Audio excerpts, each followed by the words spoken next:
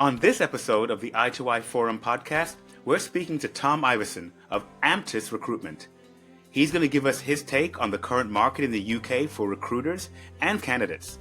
He's going to talk about IR35 and some of the considerations you may need to make if you're a contractor. He's also going to discuss the things that you need to do to safeguard and future-proof your CV and your career for the short, medium, and long-term prospects, even to be able to double your day rate. All this and more as we go eye to eye with Tom Iveson.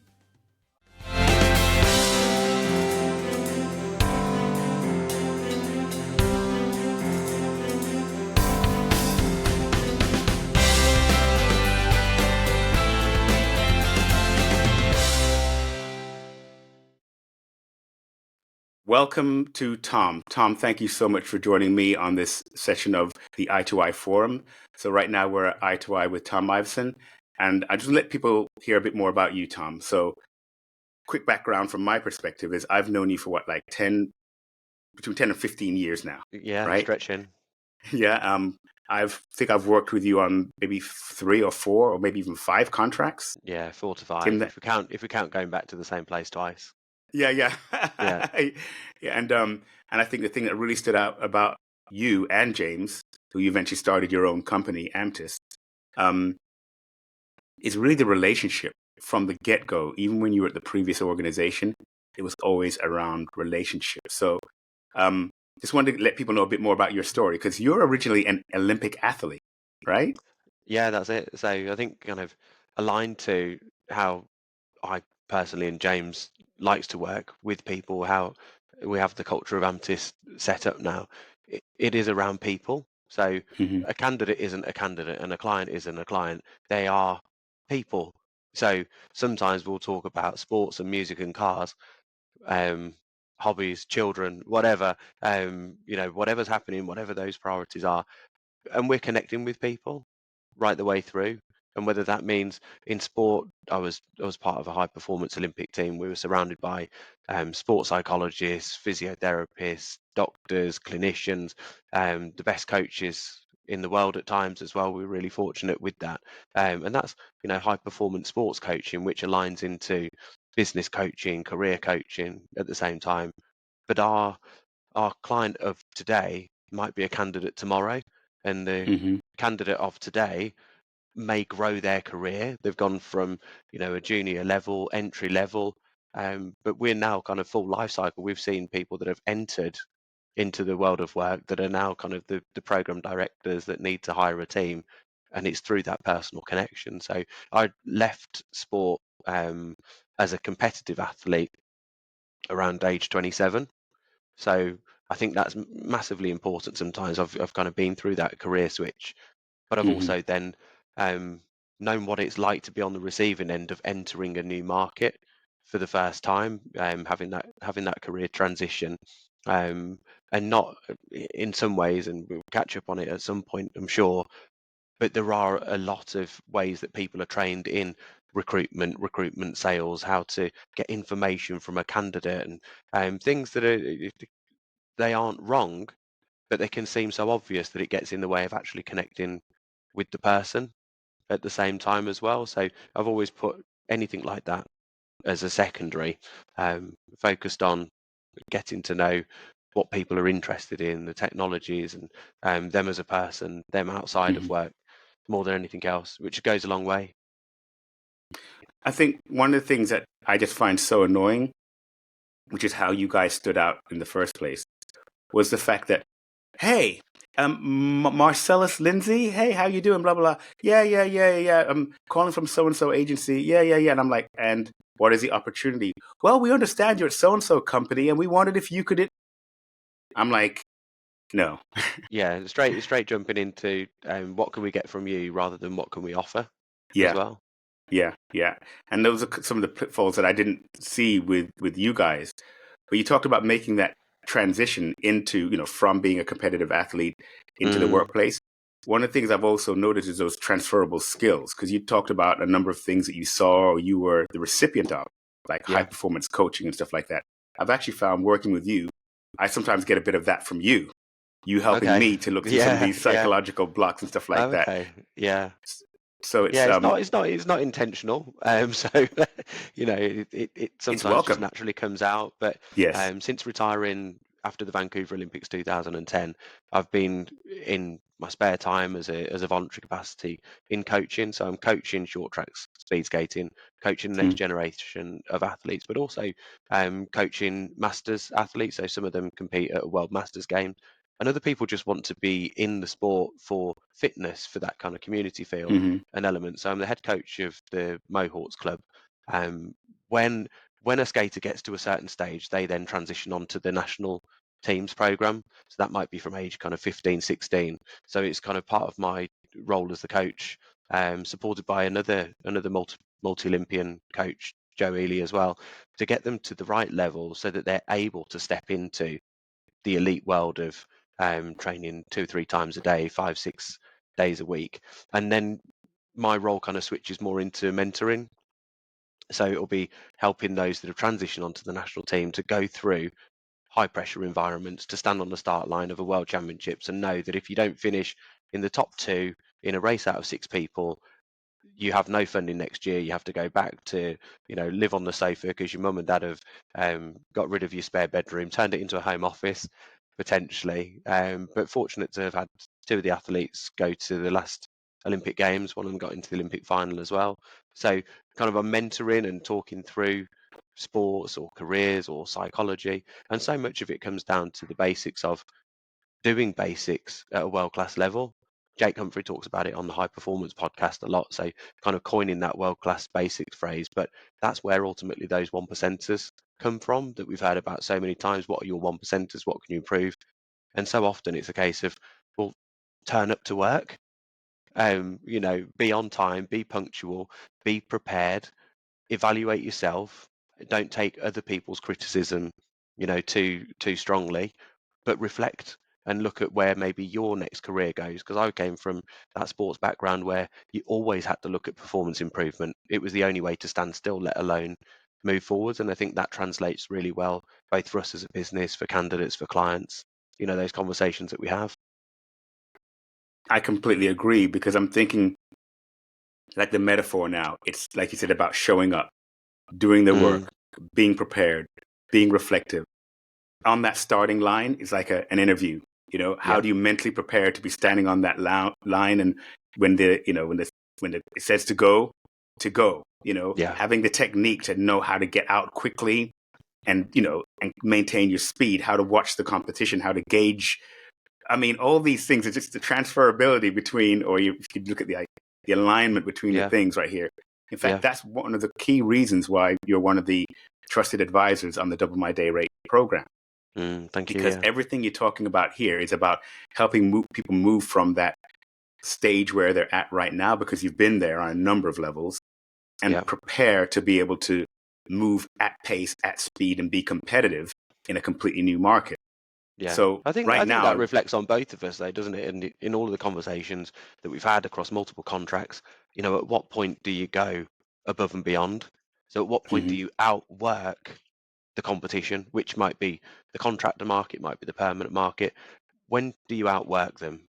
And also, when can you kind of outthink them or put time aside to work on yourself, to work on the skills, to in project management, program management, sometimes in some places, you have to cover yourself through mhm, good governance, good documentation, being able to say up front, these were the things that I said might happen. I've put them in the raid log. I've identified them as risks, and therefore they go, okay, you just enhance your credibility via the great work that you did.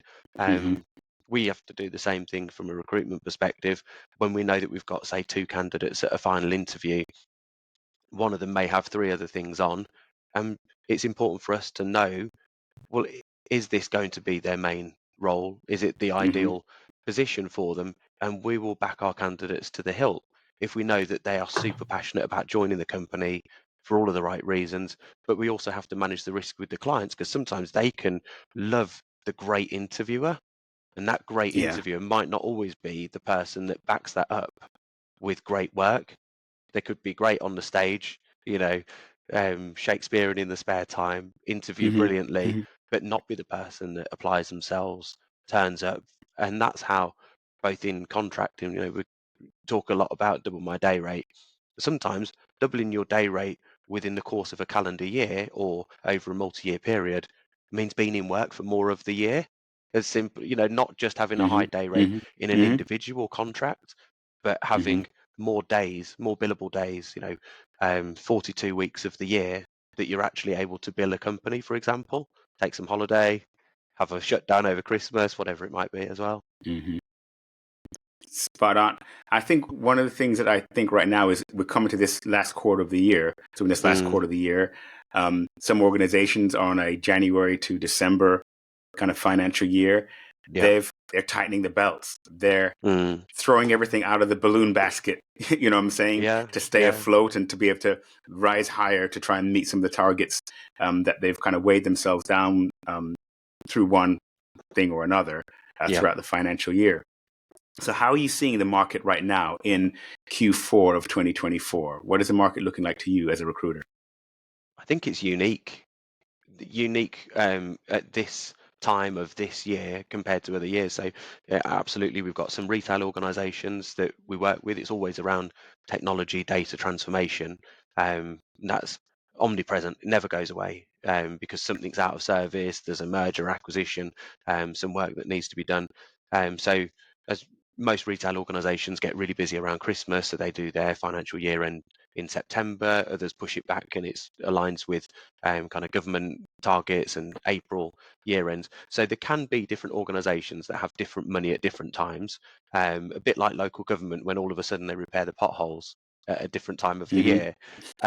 Sometimes a company have got money, they know that if they don't align it to a purchase order number and forecast the spend for next year, then they don't get given the new budget that they need to. So some strip out all of the costs because they want to hit a half yearly earnings update. Others want to get contractors in.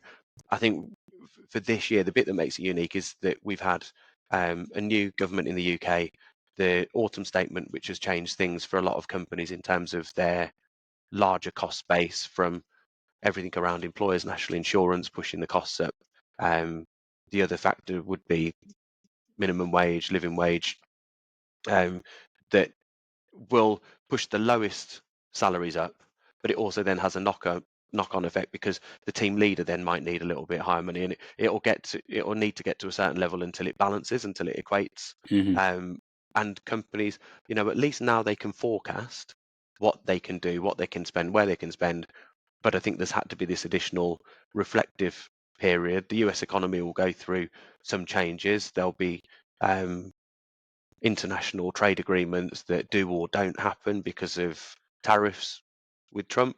So unpredictable is where things are. Hmm. Probably a large reason, both we love tech within our business anyway across Amtis, um, but you can't stand still, and many companies can't stand still. The companies that still need to move off Windows 10 and get the capacity of Windows 11 and start to use Microsoft Power Platform, because there's a big push across Microsoft with the growth of that company over the last 10, 15 years, from being, what was I'm logging on to Windows, and now it's actually Microsoft is everywhere, Hmm. across everything that there is. So there's big ERP programs, there's migrations to cloud, there's, as I say, the M365 capabilities that people are looking to explore. So where does it leave it? I think a lot of people have asked us over meetings that we've had with clients, with candidates recently, where is the market currently? And we said, well, we've actually managed to stay busy, but we've stayed busy by working with new clients all the way round. So across the 3-year period, we're coming up to our third birthday, around March time as a business, but we'll have now worked with close to 40 clients, and all bar one or two that maybe had an isolated role and we helped them. They probably won't need to hire for 3 or 5 years unless somebody moves. We still work with all of those clients, but not every client is having as many roles open at any one point in time as they were previously. And some of those are FTSE 100s, FTSE 250s, and some of them are scale Hmm. up startup technology companies as well. So that kind of reflects into what the candidates need, what the contractors need to think about in the market. And it is keeping options open, looking at the widest kind of possible view of the market at the same time. So with that said, there was 2 points. The first I want to touch on, because you touched on the government and regulation. Mm. Where are you seeing, or what is the influence right now? Like, what are companies doing and how are they responding around IR35 legislation? Are they pushing everything, pulling everything inside IR35? Are they pushing things outside IR35? What's happening in that space from your perspective? I think even just a quick timeline on IR35, it's been in existence for a really, really long time. I've been in recruitment since 2010, and it was already in existence back then. But it's become more and more prevalent because it came in a hardline stance, and it put the obligation on the end client to be responsible alongside the agency to be responsible for any unpaid taxes if somebody was misclassified, for Mhm. example. So that's when it's really started to change. That's when people have really considered, does it need to be inside or outside? We used to have, PMO administrators, first, second line support that would be running through limited companies that would be part of a pool, a team of people, and realistically, they were in a temp worker capacity. So I think there is some acknowledgement that not all roles were outside of R35, and not all roles should have been able to have been worked through a limited company previously, as in kind of pre-2017 or so. Um, I think a lot of companies know where they are now in terms of R35, as in the big impact happened, the big banks, the big consultancies, they went down a route of legally they're not allowed to say that they don't um, work and do a classification for inside or outside I-35 per role. So they're not allowed to blanket say that everyone's inside I-35. But what a lot did as a company policy is to say we will not engage with limited company contractors, and that was a business stance from a risk perspective. So it changed the effective internal process, internal ruling. I think some of those companies, they have then started to use small SMEs, maybe very small consultancies, or the large consultancies. A lot of large consultancies supplying into big banks, for example, big automotive. They've said within our supply chain, you will be inside of R35 because we have the governance over the way that you work. But I'm fortunate that a lot of the companies that we work with, when a role should be outside of R35 because somebody's an independent expert, they're able to come in and provide genuine advice and provide a set of skills that aren't readily available in the permanent marketplace or aren't needed for a period of more than 6 months, 12, 18 months, for example, projects, programs, transformation, tech remediation. They're coming in as an outside tech source. So we do advise and guide clients when roles can and can't be. Obviously, it's up to the end client to make that full determination. Um, because the overall market's down at the moment, I think there just is less overall. But I wouldn't say that I've noticed a big shift or change inside or outside R35 that's happened. Okay. The other point I want to pick up was we were talking about so there's a number of people that I work with in the Double My Day Rate program who are currently full-time employees, but Mm, to a degree, kind of seeing all these contractors come in, right? yeah, Who have basically yeah, been serial employees, just getting paid more money and them yeah, having to bear the risk of only 30 days notice kind of thing, right? yeah, yeah. And they're like, well, to be honest, and going back to your point before, is doubling their day rate is Hmm. not just about in getting a day rate, as in getting more than they're on right now. Yeah, It's also getting that sense of being valued, yeah. feeling like they're valued, feeling like they're earning money that is commensurate to the level of value that they're adding to their organization. Now, a Mm, number of them are actually on this path right now, looking at some point in 2025, they feel they're going to be, they're getting ready to be contractors. yeah. Yeah. So for people in that space, what are some of the things that you think people can do right now to ready themselves to be visible, to be seen, to be to offer the things on their CV that are of value to where people will pay them those good, more solid contractor rates? So what are some of the things people can do to help themselves be ready?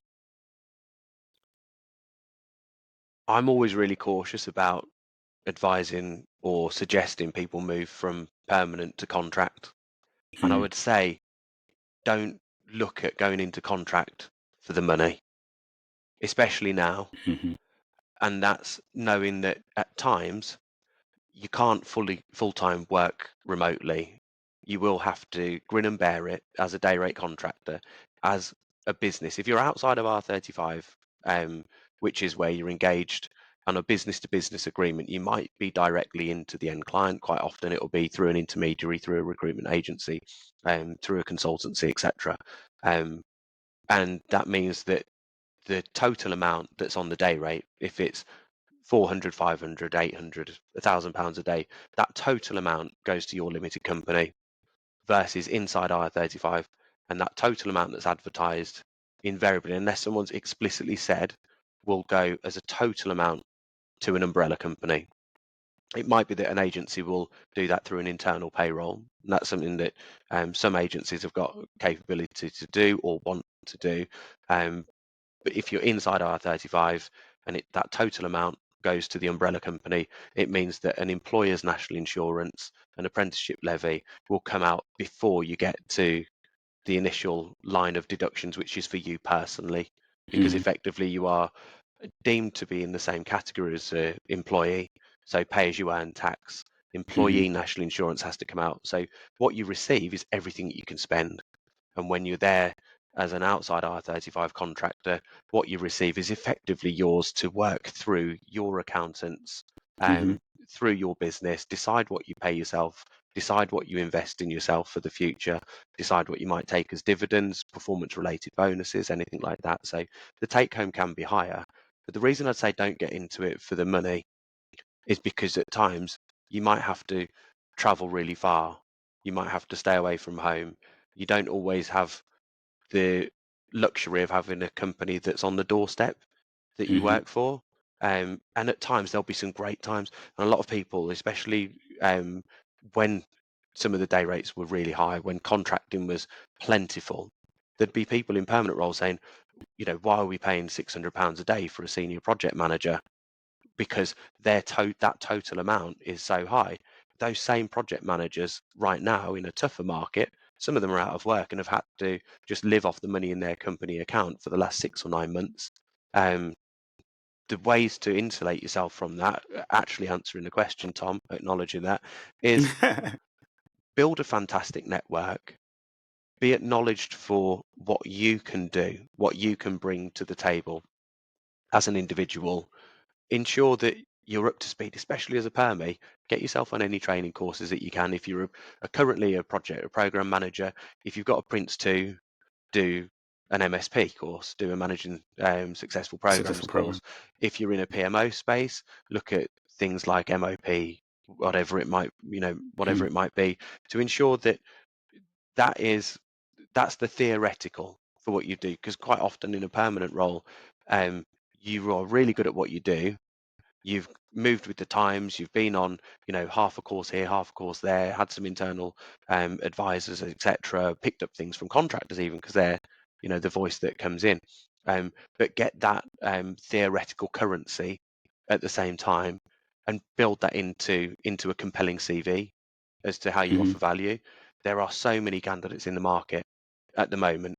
Um, there's a lot of candidates that can transition from they're in the insurance sector at the moment and they could move into a banking fintech, for example, or they're in a construction business and they could go and work in a utilities gas. There's elements of regulation between the two. Any project manager can move to any company. I completely acknowledge that it's transferable, but who knows you in that sector? Hmm. Who believes that you can go and deliver? Who would say, Marcellus, Debbie, Dave, Mohammed, we need you personally because we trust you. We know that you can look at a Windows 10 to 11 migration, you can do a data center migration to the cloud globally, or you can help us with this ERP system, you can help us with an SD-WAN rollout, whatever it might be. They come to you because you're tried and trusted.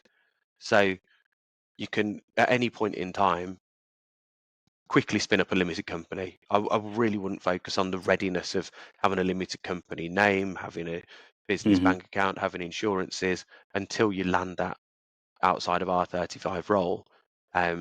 Build a great network, build your own CV, build your capability, comment on LinkedIn. It's, a business social platform, invariably more and more social these days as well. And don't rule out inside IR35, because taking a step into contracting might mean that you cement your position, you build new connections, and you get used to that feeling of potentially having to sing for your supper every 6 months. Like when I was standing on the start line to race for next year's funding, we were really fortunate to have national lottery funding, get that out there. I had some media training once. But Mhm. in the same way, you might have to re-interview every 6 months for a new role, but get used to taking your skills into new places, assimilating, delivering value quickly, and build on your own contracting CV. Move to interesting projects, but don't focus on the rate. And doubling my day rate will be a product of that. Yes. And at times, you might have started a role on 400 and been asked to move up into the next level of the role. Get that on a new contract, because remember, you're an outside IR35 contractor if that's the case, and you can't just be moved from one role to the next. Mhm. Internally, it has to be on a business to business agreement that you accept that you're going to take on new responsibilities and deliverables, for example. So that's the less succinct answer on that one, I think. Well, in fact, it may not have been as succinct, or you don't think it gave so much information. It's a lot of rich information there, which is actually the reason why you're on double my day rate for those Q&A sessions. Yeah. And Yeah, so it's people can easier to actually, answer a specific question to a specific person yes, in a yes, specific scenario. But it's just, as with any, like, this is life-changing thought yeah, processes for people. yeah, It's not as simple as the contract market's so buoyant right now. I'm just going to hand in my notice. It's a month, three mm, months, and then go contracting, because there is no guarantee that you'll be able to pick up a role. So building up your own kind of security, don't go and get a brand new car on finance, move house, have a whopping mortgage, have loads of financial pressures, and then decide to go contracting. Maybe don't do it if you've got children of a certain age and you're yes, needed to be doing ad hoc school runs and things like that. Look at what companies can offer um, as a stable platform. Some offer flexible working, hybrid working to contractors, and others say, well, it's kind of an 8-hour day. We've got an outcome. We need you on site for workshops for the next 6 months, whatever it might be.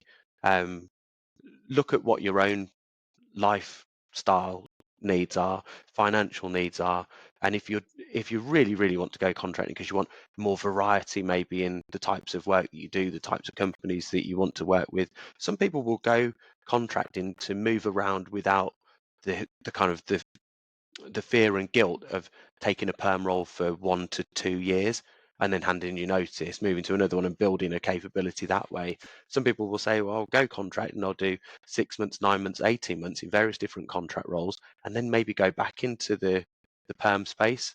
hmm So the project coordinator, project manager of today might be the head of portfolios and programs of tomorrow, and they'll navigate different paths to get to that same place, really. So I'm always kind of thinking a bit like whenever anybody gives financial advice, and that's not me, but looking at double my day rate is almost, what am I looking to achieve over a yes, 1, 3, 5 year career yes, period as hmm well.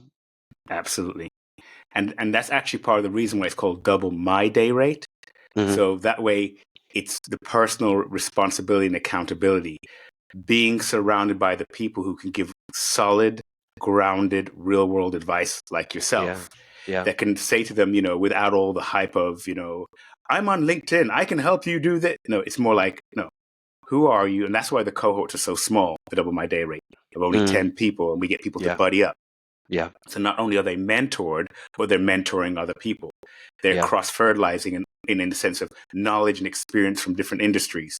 yeah. In fact, the book that you're going to be also spoken about in Beyond the Shadows Hmm. um, is primarily on that whole allegory of the cave from Plato, in which Yeah. they might be in that company right now, where all they see is the shadows and they can't make sense of it.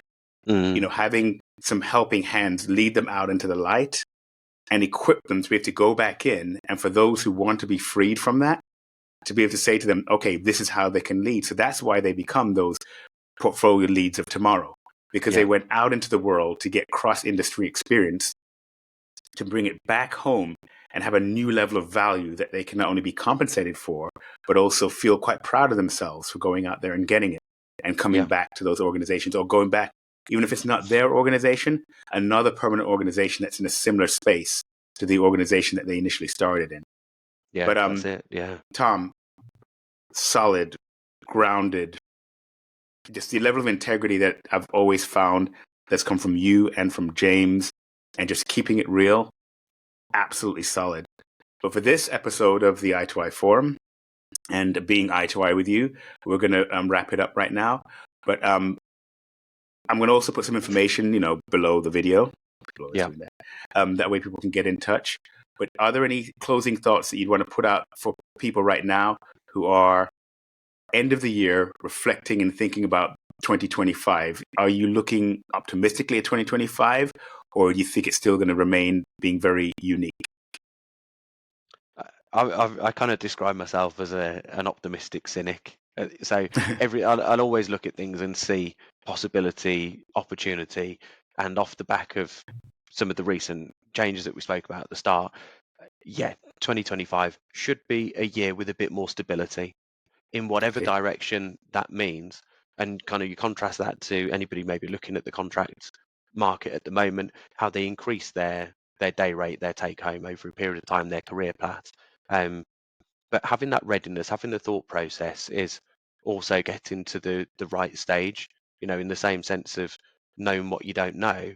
Just by being part of the I2I forums and double my day rate, people can start to plug those gaps without spending endless Yeah. hours of Google search, getting the same top ranked information coming back to them, which may be out of date or not up to speed.